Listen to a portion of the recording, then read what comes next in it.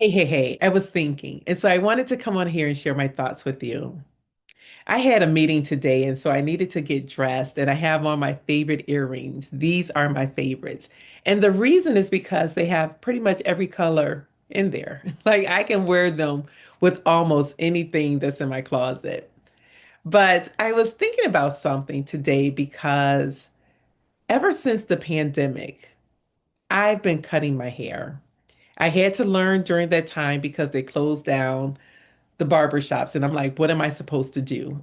So I bought some clippers and decided to learn for myself. And I remember one time I was, going back because there was another barber who told me, as long as you have guards on your clippers, you can't mess up your hair. So I'm like, okay, great. That's what I'm going to do. So I bought clippers, they had guards, and I would have them on. But periodically I would, put the guards on, take them off, put them on, take them off. And this one time I was cutting the back of my hair and I assumed the guards was on and they weren't. And so I had this big patch back there. But by that time, the barbershops had opened up again. So I had to go to my barber to have him fix it.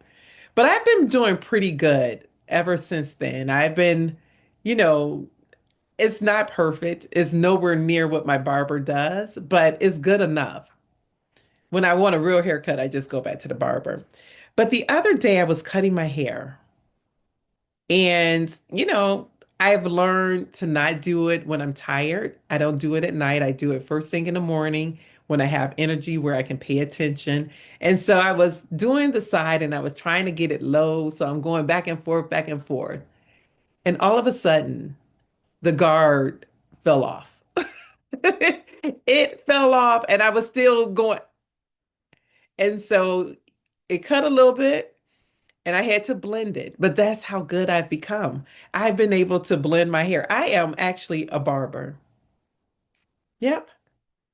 And I think back to my granddad, who was also a barber. My granddad, he would cut all his kids' hair, but he also did the neighborhood kids. And there are people who still talk about my granddad being their barber. My granddad had a barber chair in the basement, and as kids, we would sit in it and turn around and around and around and around. And it just brought back a good memory when I thought about that. I had 23 years with my granddad. 23 years. His last few years, he dealt with Alzheimer's. And so those were tough years because I had to fight him. Me, my mother, and my grandmother had to fight my granddad. And if you know anything about people who aren't in their right minds, they're very strong. And so it took all three of us to try to subdue him. But yeah, I have some wonderful, wonderful memories with my granddad because I spent a lot of time with my grandparents as a kid.